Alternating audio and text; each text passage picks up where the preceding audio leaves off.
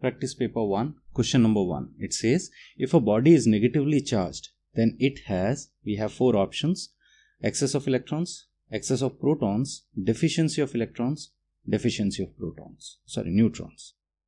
So we know if an object is negatively charged, then it must have excess of electrons. So correct answer for question number 1 in practice paper 1 is electrons. Electrons have negative charge on it.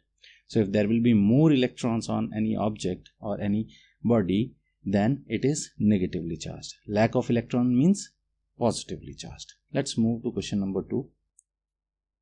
Question number 2 says, quantization of charge implies which of the 4 options? So what do you mean by quantization of charge? Do we mean charge cannot be destroyed? Now this property is called conservation of charge.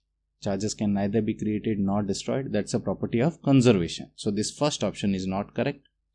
Second option says charge exists on particle.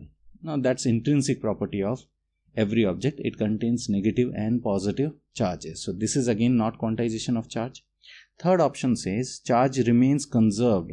Now that is conservation property. Again option C is not correct. Charge on an object is always integral multiple of electron charge. So that's quantization. And what is the expression for this? We know that it is Q equal to NE. So the total charge on any object is always integral multiple of fundamental charge or electronic charge. Let's move to question number 3. Question number 3 says, number of electrons which are present in 1 coulomb of charge. So let's use our fundamental property, that is quantization of charge. What's quantization of charge says? It says Q equals to NE, right? And what's given in the problem? We know that Q here in the problem as per the question is 1 coulomb. If Q is 1 coulomb, and what's the charge on one single electron? Now that we should know, it is 1.6 into 10 raised to minus 19 coulombs. So question says how many number of electrons are there in 1 coulomb, which means they are asking N. To figure out N must be equals to Q by E. Correct? So let's substitute here Q. So Q value we have as 1 as per the question, 1 coulomb of charge, and upon electronic charge which is 1.6 into 10 raised to minus 19. Now when you divide both, you will get 6.25 or nearly 6 into 10 raised to 18 electrons. Roughly speaking 6 into 10 raised to 18, or if you go in more depth, it is 6.25 electrons. So no units, they are electrons.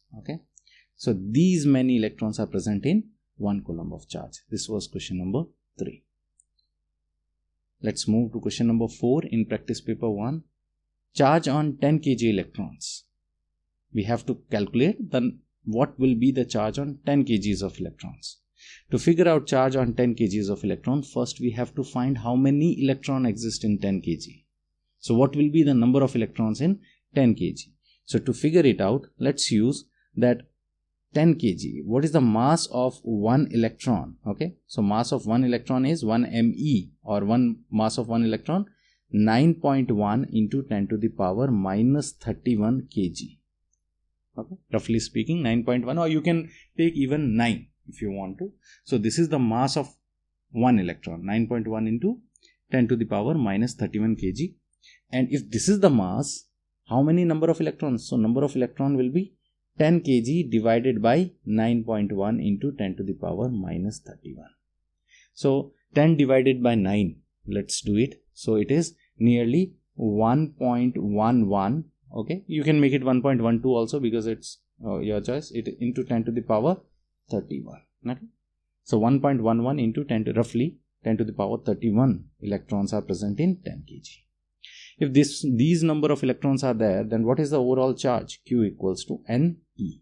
So what's our N? 1.11 into 10 to the power 31, and into what's our electronic charge? 1.6 into 10 raised to minus 19. Let's simplify it further. So let's multiply 1.11 into 1.6. That becomes 1.7, nearly 1.77 into 10 to the power. Now 31 minus 19, that gives us 12. So nearly option A is correct. This is our charge present in 10 kgs of electrons. This was question number 4. Let's move to question number 5. Question 5 says charge is what kind of quantity? Is it scalar or vector? So correct answer for this is charge is a scalar quantity. We don't add charges using vector resultant formula. It has only magnitude, no direction is associated with charge, unlike masses. So mass is also scalar. We have seen in 11th standard.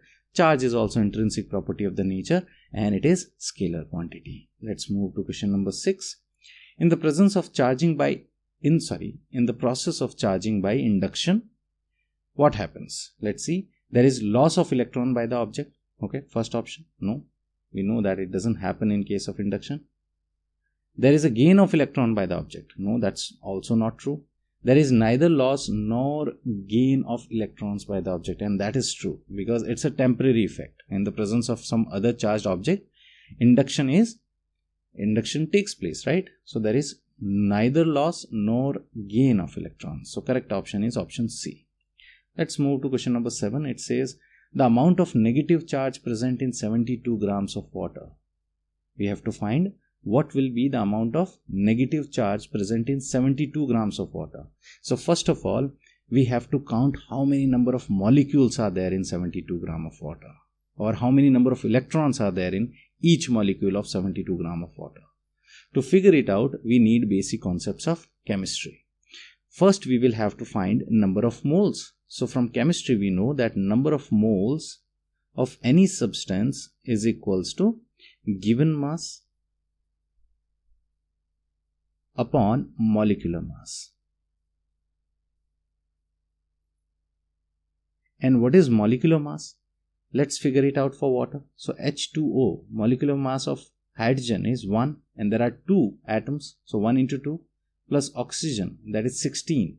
So that will give us 16 plus 2, 18 grams. 18 grams is molecular mass of water. Let's substitute here and figure out number of moles. So here it will be given mass is 72 grams as per the question over here, and whole divided by 18. So 72 divided by 18, which is 4. So how many number of moles are there? 4 moles. Now in each mole, we know how many number of molecules are there. So number of H2O molecules in 4 moles will be equal to 4 into 6.022 into 10 to the power 23, right? These will be the number of molecules. Be very careful. We have not counted electrons yet. We have counted number of molecules. Now, each single molecule of hydrogen, H2O, water molecule, contains how many electrons? Let's count them. So, one H2O contains 2 electrons contributed by hydrogen. And what is the atomic number of oxygen? 8. So 8 electrons are contributed by oxygen atom. So total 10 electrons are contributed by one molecule of H2O. And how many molecules we have? This much. Where 6.022 into 10 to the power 23 Avogadro's constant it is, right? So let's write here number of electrons present in 4 moles. Right? So number of electrons will be 4 into, these are the molecules. These number of molecules multiplied with 10. What is 10? 10 is our number of electrons in single molecule. Multiplying this whole factor with 10, total number of electrons. Now if these are the total number of electrons, each electron has a certain charge. So what will be the total negative charge? Total negative charge present will be equal to 1.6 into 10 raised to minus 19 into 4 into 10 into 6.022 into 10 to the power 23. Let's simplify this and calculate the value. So first of all, 1.6 multiplied with 4 multiplied with 6.022, that will give us 38.5 into 10 to the power, here it is 23, right? And there it is 19.